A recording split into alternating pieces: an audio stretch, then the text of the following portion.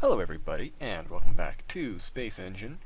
I actually did a recording yesterday, but I closed down the program too quickly and it corrupted the file because I'm an incredibly smart human being who, does that. Anyways, so I'm redoing this episode, but it's not an issue because I was kind of boring last time anyways. Alright. Where am I? Oh, it's right, I was in some random galaxy last I left off. Isn't that pretty? It's kind of like a, I don't know, kind of like a, it kind of looks like when you like spill something on your counter, your kitchen counter, and you just like leave it because you're lazy. We've all done that. Even if, you're generally a clean person, everyone's done it at least once. But anyways, I was asked to go to a galaxy, so we're gonna go to this galaxy. Where is it? Control V? Yeah, there we go. Yes, there we go. Oh, I see what I did wrong here. Boop. There we go. Flump. And it's an incredibly nice little galaxy. I like that. Let's kind of chill out in the outer regions, see if we can find anything useful in here. Oh, and also, that one star system I was asked to go to, where it's like, look for the surprise. It apparently was the size of the star versus the size of the planets. I apologize, I wasn't picking up on that, but I'm not terribly observant sometimes, so it happens. But thank you for clarifying in the comments, because I felt like an idiot. Which, happens frequently. Hey, look at that life. Around a yellow dwarf.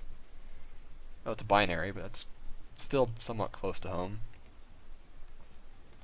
Because we're around a yellow dwarf. I'm quite fond of Sol, personally. It's a nice star. Alright, look at those bandings. We've got some serious weather patterns going on here in this system. The atmosphere is... how big is it? I'm looking for pressure. Atmospheric pressure, there we go. It's thinner than Earth's. Alright, but we're going to look at the actual info. Organic unicellular, it's marine. Abiogenic, so it's local. The atmosphere is mostly nitrogen, a lot of oxygen. Actually, the oxygen concentration is a little bit more than Earth, but not by much. I think oxygen concentrations are like 24, 25, or something. Oh, serious. I know it's 70% nitrogen, and I know that during the like late Cretaceous or Devonian, whenever there were really big insects, it might have been like Devonian, early Cretaceous, the oxygen concentrations got up to like 30%, so it's lower than that. See, I do fossil hunting. You think I should know this, but yeah, I'm not a professional. It's a hobby. I'll have to look it up later. But either way, there was a point when oxygen concentrations were very high, and as a result, insects got very large. And they were kind of cool, actually. Oh, wait a minute. Is that a ring? I don't know if that's a ring system or just a optical illusion. I think it's an optical illusion.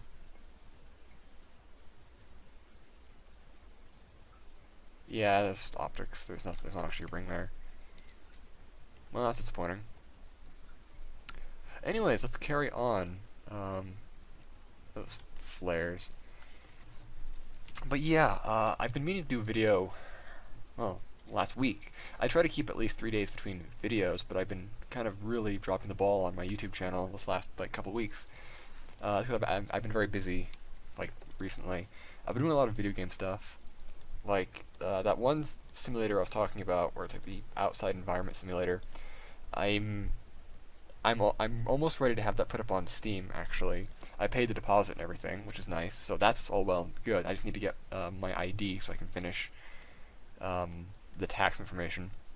Because, like anything, anytime you do direct bank deposits for anything, company or whatever, you usually have to fill out tax information so the company in question knows you're not a scammer or, like, make sure you're a real person. It makes perfect logical sense. But to fill out the tax information, you need photo ID, like government ID, and I have none that's applicable. Like, I have my passport, but it's been expired since like 2006, because I don't go anywhere. And I have a learner's permit still, but it's been expired again since 2014, because I don't drive. I need to get that one renewed though, because I do plan on getting back to that at some point. But I don't drive. I can't right now, anyways. I used to drive a lot, which is weird, but I don't do that anymore. So, sucks to be me, I suppose. Either way, so I'm gonna go get a provincial ID card, because that's easy, and it has all the same credentials as a driver's license, except for it's just an ID card. And I've actually been meaning to get one for a very long time. Alright, this one's organic subglacial. Oh. This one is organic aerial. Well, let's go to this one first, because it's closer in. It's an ice world. It's life. Has a nice ring system. A very pretty ring system at that. I always like a good ring system, you know? They're very nice. But more importantly, what is this? It's abiogenetic, so this is local. So it developed and evolved here. Now, onward to this planet, we have organic, multicellular, abiogenetic. Alright, so we have two planets where life arose twice, or a solar system where life arose twice, all around the same star. Interesting, interesting, interesting. And it's aerial too. I like aerial life. And that's my phone telling me that Tiangong 2 is flying over, but it's always so low on the horizon that I can't ever see it, so I don't really care at this point. You know, the ISS is always very easy to see, and it's always very bright and pretty, and iridium flares look great, but Tiangong 2 I can never really see, which makes me sad, because I want to see the Chinese space station. Anyways, what to talk about while I look for stuff? Let's check out the star without planets. Well, I had some devastating news the other day. Don't worry, I'm fine. It doesn't involve me. It involves TV. But Bell Media, they control a whole bunch of stuff. But they recently canceled two shows. The TV show Daily Planet from Discovery Channel and Inner Space from Space Channel. And this hurt me a lot, because those are two very Canadian TV shows, but also Daily Planet has been a part of Discovery Channel since it first existed, like since 1995, and it's been like a part of my life forever, because I was born in 93, so I was 2 when it came out, and I've watched it ever since. And they canceled it because they're cutting back, and it hurt a lot. And I've actually always had this thing where I've always thought where it's like, if the only way I'd ever get on TV is Daily Planet. Like, one of my projects will be featured or something. And I've always kind of worked towards that, but I don't know, I've run out of time now, so now it's like, no. So the show is disappearing in June, which is sad. And Space Channel, I always love their show. They always talk about movies, science fiction, TV shows. They're great. But every year at the Calgary Comic Expo, they have a booth called the Space Booth, and you can go and talk to them and show off your costumes and stuff, and if you're interesting enough, they'll put you on. And I've been meaning to do that for a very long time. I almost got to them once, last time I went to the Calgary Expo, but I was falling apart, like, mentally, so I had to, like, leave before I could actually talk to them. But I'm always like, oh, next year I'll do it, next year I'll do it. When I get over my agoraphobia, I can do it, I can get there, it'll be great. But now they've been cancelled, so there's no more next years for that, which kind of hurt me. But it's the whole thing, like, two very Canadian TV shows, and they're being, like, removed because Bell... Their reasons are financial, but there really is no reason. It's like, there's so many other stupid shows they control that aren't terribly popular, they could have gotten rid of, but they chose to get rid of the two very Canadian shows. And, like, Daily Planet was great because it's like, it was a daily science technology TV program, and it was like, it was always intelligent and fun. I don't know. I've always been a huge fan, but I got Dan Riskin and Zaya Tong on Twitter to like one of my comments. Oh, game froze. which was nice. But oh, space engine stopped working. Wow.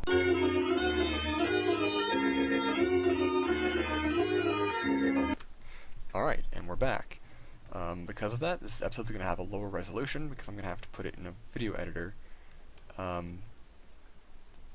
I'm all the way back here, actually. This is weird. Alright, well, let's just leave. We're in a different galaxy. Oh. You know, we can stay in this galaxy. It doesn't really matter. Anyways, so yeah, that was kind of disappointing to me. But whatever, life has changed. I just need to get over it. On the flip side, there's still other good things to look forward to. Yeah. Actually, recently I've been working on this one game project, and I'm trying to get the light mapping to work, and it wasn't working, so I just decided to cheat and do something else, and it looked great. But now the light mapping on the main terrain's broken, and I didn't even touch it. It just broke by itself, so I need to figure that out. I'll probably work on that when I'm finished recording this episode, actually. But, yeah. So I've actually been busy, you know. And my brother moved back from the States last week. He's been living there for like 16 years or 10 years. No, wait, 11 years or something. But he came back because he got tired of living in the United States, and Canada is better. So he's back here now, which is always nice. But helping him move was a real pain. But it was good. Moving always sucks, but it was good. An orange hypergiant. It is quite large. Flump. Oh, it's a binary. Ooh, it's a black hole.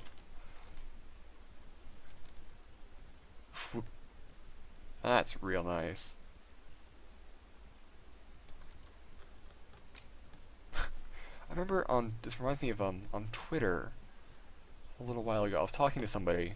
I forget exactly who it was. I think they were an astrophysicist, but they were talking about Interstellar and some of the problems with it. And it's like I like the movie, but one of my biggest issues with it was their destination was stupid. Like, out of all the planets in our own galaxy that are actually nice, they had to choose a star system in another galaxy around a black hole that was very not nice. And it just seemed very dumb. And also the fact it was another galaxy was stupid. It's like, the movie wasn't Interstellar, it was Intergalactic. But apparently, that doesn't matter. And it's like, and if I get the black hole was for cinematic effect, but there are so many black holes in our own galaxy, they could have done the exact same star system and plot without having to leave our galaxy. It just seemed a little unnecessary to make it like another galaxy. I don't know. It's a very small pet peeve of mine, but it's annoying.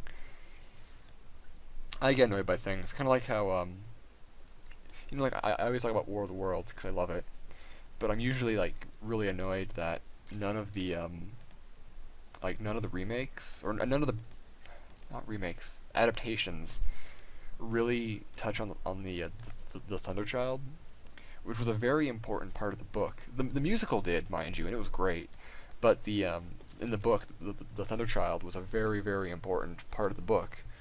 Because like that was basically, it was the end of the coming of the Martians and the beginning of Earth under the Martians. So it was the separation for the two books, but it was also it was basically like the symbolic end to the war and the beginning of basically human extinction, because the Martians were just destroying everything and they were kicking our asses. But the Thunderchild was one of the few pieces of technology we had in the book that could actually competently take down Martians. Like, a few tripods were taken down with artillery, but there was always like one tripod versus what was taken down, and like an entire regiment was destroyed. It was always a very poor outcome. Where the Thunderchild took out 3 before being sunk. So it was actually it was like the last hope of humanity, and then it got destroyed, and it was basically just the symbolic end to the war and the beginning of just, this is life now. And none of the adaptations really covered that. It was really, really important. However, I was talking to somebody else about books, and they made the mention that in the George Powell version, like the 1950s version of War of the Worlds, the nuclear bomb scene was kind of that version of the Thunder Child, because in the George Pal version, there was a part after being dominated by the Martians where they were like, well, we're just gonna use a nuclear bomb on them. So they detonate a nuke, or they drop it, like over top of a whole bunch of the fighting machines, and it's a big explosion. Everyone's like, yeah, we got them. But then the Martians just kind of like keep cruising through as if nothing had happened. It didn't even hurt them. And it was kind of this sinking feeling of, wow, even our most devastating technologies can't stop the Martians. And it was kind of same kind of thing. And the general was even like, guns, tanks, bombs, they're just toys to them. So looking at that, it actually makes me respect that scene a bit more. I love the movie, mind you, but kind of realizing that the nuclear bomb in that movie was kind of the equivalent of the Thunder Child in the original book. Actually, the movie also did the basement scene very well, and even the Tom Cruise version did the basement scene very well.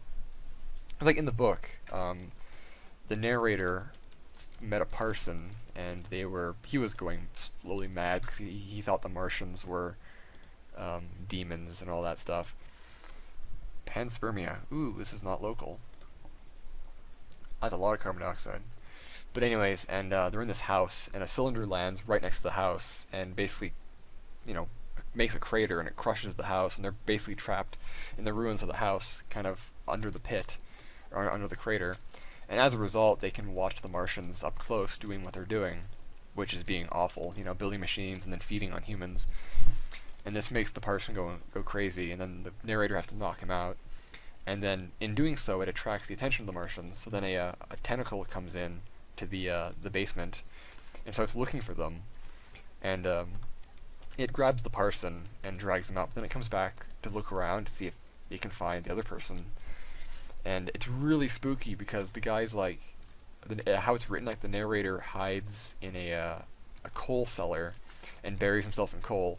And he can kind of hear the tentacle in the other room fumbling around, and then he hears it grab onto the doorknob of the latch and start turning it, and he has this sinking feeling like the Martians understood doors. And then it opens the door and it comes in, and it's looking around, and he can barely see it, but he can hear it, and then he feels it touch his boot, and then it grabs something, and he thinks that he's going to die because he thought it grabbed onto him, but it actually just grabbed a piece of coal and then retreated. And the whole scene is incredibly terrifying. And in the movie, like the 1950s one, it wasn't a tentacle, it was a camera, but it captured the terror very well, because they were in this basement, and they're trying to like hide from this three-eyed camera that was looking around in the house. And then at one point, it's all quiet, there's no music, nothing, just people trying to tiptoe around. But then at one point, one of the characters turns around, and the camera's right there looking at her, and the other fellow, the scientist, pulls out an axe and cuts it off. And then a Martian walks in, and he throws the axe at the Martian, because what else do you do in that situation? And it was really, really good. And even the Tom Cruise version did a really good job with that, too, because, like, same thing, it was a camera looking for them, but it captured the suspense and the terror very well. And I'm still not a huge fan of that adaptation of War of the Worlds, but I did like how they did the basement scene. It was very well done. But I always talk about War of the Worlds, but I love it so much. It's such a good book. Yeah. Coming up on 20 minutes here. Zirconium star. Let's go there. Isn't zirconium just like a form of compressed carbon? I'll have to look into that. A scorched Oceania. That'd be like a steam planet. Man, it would suck to live there. Let's go to the Zirconium star. A lot of convection going on the surface. Looks kind of like pizza. I like pizza. Oh, what's that? Oh, that's its lone companion. What's that? Is that a gas giant? That's a hot gas giant right next to its companion. And these are scorched. Ooh, actually, wait a minute.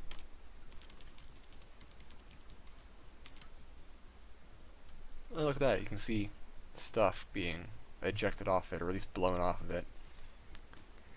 It's actually likely what happened to Mars, because it had a magnetic field and a thick atmosphere back in the day, but its magnetic field stalled, and then its atmosphere just got blown off by solar wind as a result.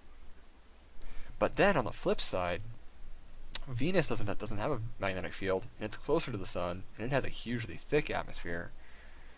But its atmosphere is very hydrogen poor, so a lot of the lighter elements like hydrogen and helium got blown off, but the heavier ones, like the carbon dioxides and the sulfur dioxides, have all persisted. And actually, interesting enough, Venus probably did have oceans like Mars and Earth did back in the day, but again, we don't really know for sure. It's just been suspected heavily, but because of its surface is remodeled frequently by volcanism and corrosion, that there's probably no evidence of that left. Unless you dig into it. I want to dig into the surface of Venus and look for the geological evidence of this, because damn it, we need to do this. But anyways, that's 20 minutes, so I'm going to end it there. Thank you all for watching. I hope you enjoyed. Leave a comment below. Subscribe if you care to. I don't know.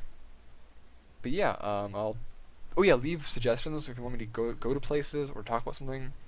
Please, if you don't give me suggestions what to talk about, I talk about movies or books or about what's happening in my life, because this is basically a podcast more than it is a playing show. But thank you all for watching. Hope you enjoyed, and space.